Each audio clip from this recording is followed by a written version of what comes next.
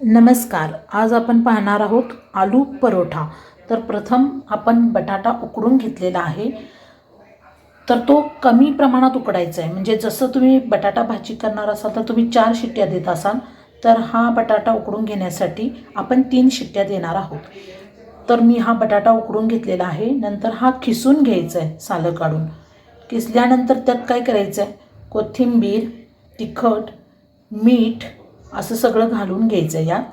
आणि इकडं कणिक मळून ठेवलेली आहे मी आलू परोठ्याची. तर पहिल्यांदा मी काय केलं, 1 वाटी कणिक, 1 वाटी मैदा आणि अर्धी वाटी रवा असं घेतलेलं आहे प्रमाण. आणि त्यात तिखट, मीठ आणि ओवा असं करून ही कणिक घट्ट मळून घेतलेली आहे. तर आता आपण ही भाजी, हे सारण आपण आता फोडणीला टाकणार आहोत. तर मी इथं 1 चमचा तेल गरम करायला ठेवलेलं आहे.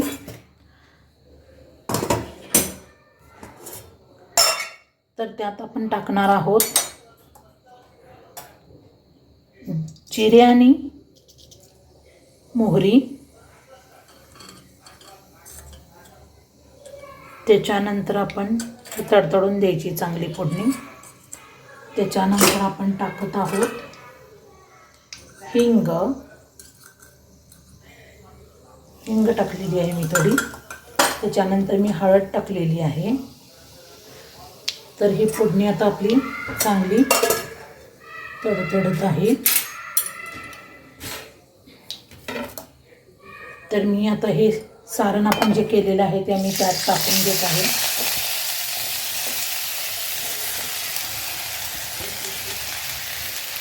तर हे सारण आता, हे उकडलेले बटाटे असल्यामुळे फक्त फोडणी करायची होती आपली.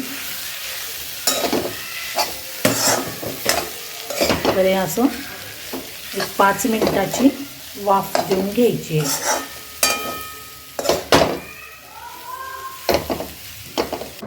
तर आता आपलं हे फोडणीला टाकलेलं सारण आपण गार करायला ठेवलेलं आहे.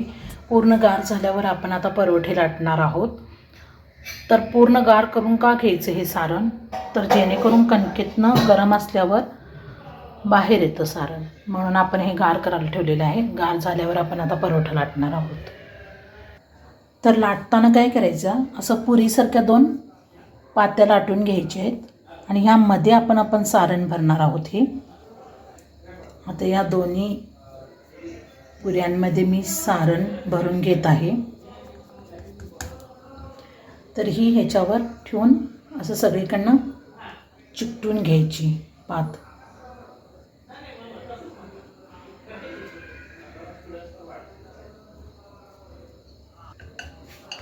तर आता आपण लाटायला सुरू करत आहोत.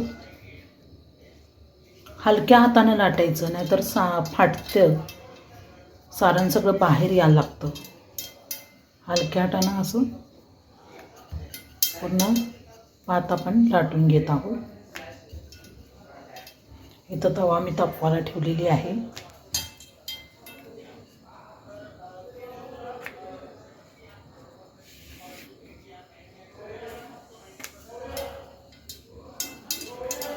बघू शकतो मी हलक्या हाताने लाटून घेतो.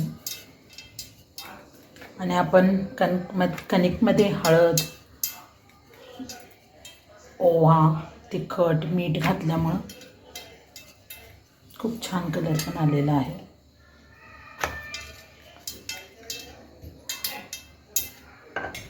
आता हे मी तव्यात टाकून घेतलेले आहे. तर काय करायचं आहे, परोठा भाजताना आपण थोडं तेल सगळीकडे टाकून घ्यायचं आहे. परोठ्याला असं सगळीकडून तेल लावून घ्यायचं, म्हणजे त्यांना खमंग भाजला जातो परोठा. आणि परोठा भाजताना तेलाचाच वापर करायचा आहे, तूप वगैरे अजिबात वापरायचं नाही आहे. काही जण काय करतात, कणकेमध्येच बटाट्याचं सारण मिक्स करून परोठा करतात, पण ह्या प्रकारचा परोठा केला तर खूप छान लागतो.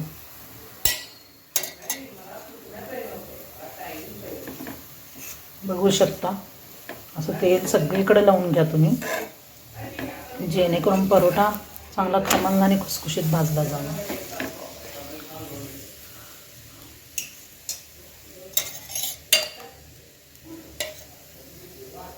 मी अजून जरा तेल टाकून घेत आहे इकडच्या बाजूला.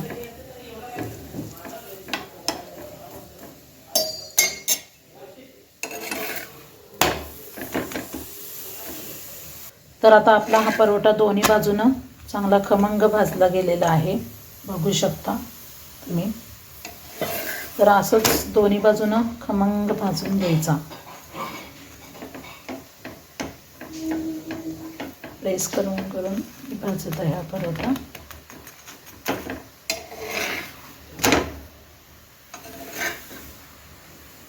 तर आता आपला हा परोठा तयार झालेला आहे.